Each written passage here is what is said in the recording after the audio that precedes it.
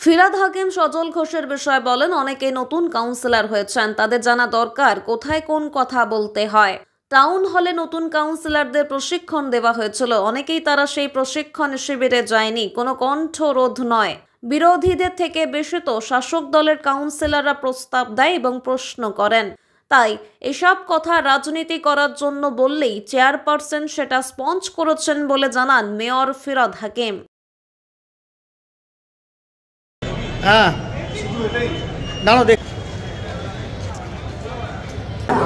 চ্যাপলিনটা আমরা প্রায় ভগ্ন অবস্থায় পড়ে গেছিল, এটাকে আবার রিবিল্ড করা হলো, মানে নতুন করে ভেঙে আবার করা হলো। প্রায় 11 কোটি টাকা খরচা হয়েছে। এখানে আমাদের অনেকগুলো ডিপার্টমেন্ট যারা ছড়িয়ে ছিটিয়ে রয়েছে, সেই এক একটা ফ্লোরে এক একটা ডিপার্টমেন্টকে এখনও অ্যালট হয়নি। এটা টেবিল চেয়ার আসবে, এসে প্রত্যেকটা ডিপার্টমেন্ট এটা অ্যালট হবে, এক একটা ফ্লোরে এক একটা ডিপার্টমেন্টকে অ্যালট করা হবে। তাতে এখানে প্রায় 6-7টা ডিপার্টমেন্ট, যেটা ওখানে স্পেসের জন্য অসুবিধা হয়েছে, তারা চ্যাপলিনে স্থানান্তরিত হবে। আজকে অধিবেশনে সজল ঘোষ তিনি সুশান্ত ঘোষের বিষয়টা নিয়ে বলতে উঠলেন, তো ওনার মাইক বন্ধ করে দেওয়া হলো। উনি বলছেন বিরোধীদের কণ্ঠরোধ করা হচ্ছে। এটা নিয়ে আমি কিছু বলতে চাই না, কিন্তু প্রসেস অফ কর্পোরেশন প্রত্যেকটা কাউন্সিলরের জানা উচিত। আমরা একটা টাউন হলে মিটিং করেছিলাম, সেটাতে অ্যাক্ট অনুযায়ী কীভাবে করতে হয়, কীভাবে করতে হয়, যে কোনো জায়গায় যে কোনো কোশ্চেনের উত্তরে যে কোনো জিনিস দেওয়া যায় না। ধরুন আমাকে একজন প্রশ্ন করলো যে কলকাতায় জল নেই কেন, আর সেখানে যদি আমি বলতে থাকি যে মেঘ আসছে, তারপর জল পড়বে, তারপর ড্রেনেজ হবে, এটা ঠিক না। সুতরাং পলিটিক্সটা একটা আলাদা জিনিস আর কর্পোরেশনের কাজকর্ম একটা আলাদা জিনিস, সুতরাং এটা দুটো মিলিয়ে ফেলাটা ঠিক না। একজন কাউন্সিলরের উপর যেরকম একটা ঘটনা দেখলাম, সত্যি কি সকলে ইনসিকিউর? কোনো ইনসিকিউরিটি নেই, একটা ঘটনা ঘটেছে, ক্রিমিনাল ঘটনা ঘটেছে, ক্রিমিনাল অ্যারেস্ট হয়েছে। Calcutta is a safest city, এটাই থাকবে। তারা অ্যারেস্ট হবে আর বিচারে তার যা বিচারে আইন অনুযায়ী ব্যবস্থা হবে।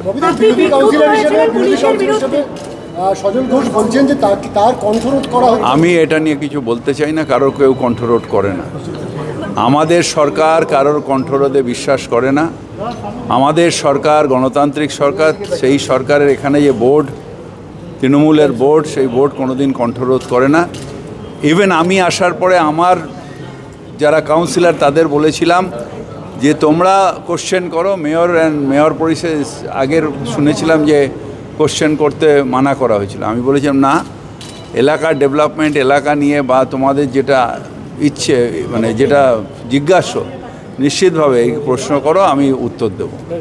সুশান্ত ঘোষের পর সুদর্শনা মুখার্জি, তিনিও কিন্তু আশঙ্কা করছেন তার বাড়িতেও দুষ্কৃতী গিয়েছে।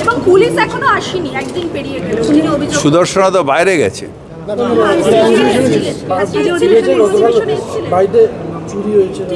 চুরি হয়েছে তো চুরি হয়েছে করবে, এটা অভিযোগে। চুরি তো হলে তার ওখানে হবে না, চোরকে খুঁজতে হবে, করবে। সে পুলিশ দেখবে, পুলিশ নিশ্চয়ই যাবে, গড়িয়াহাট থানা নিশ্চয়ই যাবে। ববিদা, আপনি পুলিশের বিরুদ্ধেও একরাশ ক্ষোভ উঠেছেন, দলের একাংশ এই কথাকে সমর্থন করেছে, কিন্তু মতবিরোধ দেখা যাচ্ছে, কি বলবেন? আমরা এসব নিয়ে কিছু বলবো না, আমরা এগুলো নিয়ে কোনো কথা বলবো না, কারোর নয়। আমরা প্রশাসনের মতন চলবে। আপনি টেন্ডার ক্যান্সেলের কথা বললেন, পান মশলা যেগুলো অভিযোগ যদি ওঠে, টেন্ডার না, লাইসেন্স ক্যান্সেল, লাইসেন্স ওরমভাবে ক্যান্সেল করা যায় না। তার কারণ হচ্ছে যে আইটেমটা, ধরো একটা পানের দোকান, সেখানে পানও বিক্রি হয়, কোল্ড ড্রিঙ্কসও বিক্রি হয়। পান পরাগটা পুলিশ বা আমাদের ডিপার্টমেন্ট, আমাদের এক্সাইজ ডিপার্টমেন্ট, তারা দেখবে যে ওখানে পান মশলা যাতে না বিক্রি হয়। পান মশলা বিক্রি হলে সিজ করবে, ফাইন করবে, কিন্তু লাইসেন্স ক্যান্সেল ওরমভাবে করা যায় না। বেআইনি পার্কিং এবং বেআইনি সাইনবোর্ড বিজ্ঞাপন নিয়ে বিধাননগর পুরসভার ওপর রীতিমতো ক্ষুব্ধ কোর্ট। কলকাতা পুরসভা কি ব্যবস্থা নিচ্ছে? আমরা পলিসি করেছি, সেই পলিসি অনুযায়ী যেটা যদি আমি ইমপ্লিমেন্ট ওরা করতে পারে, আমি তো পলিসি তৈরি করব, ইমপ্লিমেন্ট করবেন আমাদের কমিশনার আর এক্সিকিউটিভ যারা কাজ করে। আমাদের কাজে পলিসি তৈরি করা, আর কমিশনার বা তার নিচে যারা আছে তাদের কাজ হচ্ছে ওটাকে ইমপ্লিমেন্ট করা। আমি যে পলিসি তৈরি করে দিয়েছি যদি ইমপ্লিমেন্ট করে তাহলে না বেআইনি পার্কিং থাকবে না বেআইনি হোর্ডিং থাকবে। Thank you.